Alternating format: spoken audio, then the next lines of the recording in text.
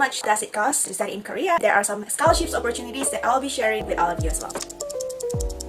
So now, this is the part about the money or about the fees in studying in Korea. For the tuition fee, you can actually see the table here to know how much the approximate fees that you would spend if you're studying in South Korea. Of course, the exact tuition fee depends on how much the university charges, so it depends from one university to another. For the food expenses, you can expect to spend about $300 to $400 per month. For dormitories, you can expect to spend about $300-ish to $1,700 per semester. So it depends on the room type that you're getting, and it will likely depends on where you're staying as well. In some cities, the living standard might be higher than some other cities. If you are studying in South Korea and if you are under a student visa, international students have a chance to do a part-time job. So you're allowed to do a part-time job and you have a limit of 20 hours per week to do your part-time job. If you want to work there in South Korea after graduation, that is also possible. Although it's gonna be a very competitive situation, and for sure, I would recommend that you speak Korean because it's not an English-speaking country. Therefore, we also have to be fluent in their language to increase our own competitiveness, competing with the citizens there to find the job. And then secondly, if you are graduated from a top-tier university, then your chance to secure the job will be a lot better for sure. And you can also apply for a D10 visa. This is a job seeker visa in South Korea, which will give you 6 months to stay in South Korea and find a job. Or you can also stay in Korea and do internship under this type of visa. So last but not least, I'm going to inform you about the application process and also about the scholarships. So for the application process, it's fairly simple. As the start, you have to choose the major. Like I mentioned, it's very important to know which major you want to apply for. And then after that, you can just do the online application, and you can do this as well on our platform, Global Admissions. And then once you finish the online application, uploading the documents and pay the application fee, then your application is submitted on Global Admissions platform, where our team can then review and help you processing the application to the university so it can be submitted to the university on time and also with all the required information and documents they need. So once it's submitted to the university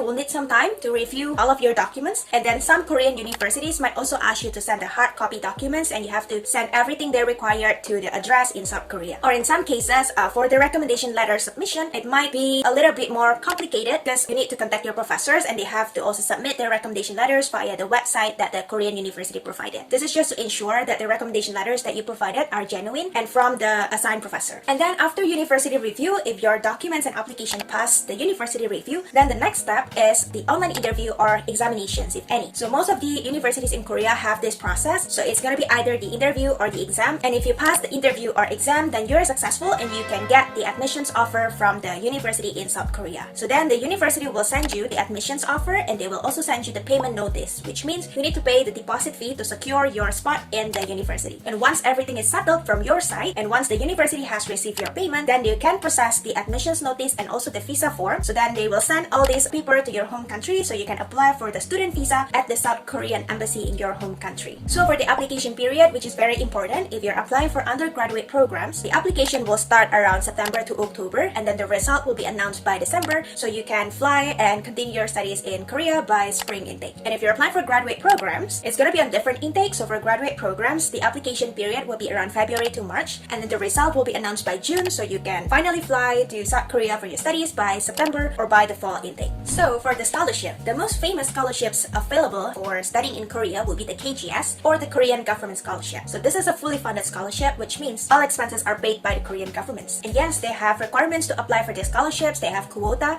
to apply for these scholarships, and they have application intake and period for these scholarships. So first of all is the requirement to apply for this scholarship. So this scholarship, Korean Government Scholarship, is available for both undergraduate and graduate programs. So if you're applying for bachelor's, master's, and PhD, all of them are covered under this type of scholarship. And if you're applying for undergraduate program, you must be under 25 years old when you're applying. If you're applying for graduate programs, which means master's or PhD, you must be under 40 years old when you're applying for the scholarship. In terms of the quota, the Korean government can give 170 scholarship position for undergraduate students, and then for the graduate students, they can give 800 scholarships position for the undergraduate students from different countries around the world. In terms of the GPA requirement, your GPA must be 65% or higher if you're applying for the scholarship. So on a 4.5 scale, your GPA must be 2.91 out of 4.5 scale to be able to apply for the scholarship. What's included in this scholarship? Basically everything. So the Korean government will cover all of your expenses during your study study in South Korea. So they will pay for your flight, they will pay for your tuition, they will pay for your stipend and accommodation and insurance and other things that you need during your stay and study in South Korea. And then for the scholarship scheme, you need to study 1 year of Korean language before you can enroll to your degree program. So it's mandatory, so everybody who get the scholarship will have to study Korean language for a year before you can actually study your bachelor's or master's or PhD program. Other than that, there are also other scholarships available for international students. For example, there is the scholarship for the self-finance undergraduate students. So this is for existing international students that has been studying in South Korea for at least a year and you have reached certain level of TOEIC and you can apply for the scholarship. The quota for the scholarship it's about 200 students per year. You can also apply for scholarships to do your exchange program, or if you're from ASEAN countries, from any of the 10 ASEAN countries, then you can apply for the scholarship for ASEAN students if you are studying science or engineering major. So yes, it's a lot of scholarships opportunities for international students, so make sure to make use of it, and if you're qualified, then you might want to consider applying for the scholarship. If you still have any further questions about studying in Korea or maybe studying in other destinations, feel free to comment down below, or you can also email us or check Global Admissions platform for more updates, information, and also applying to global universities.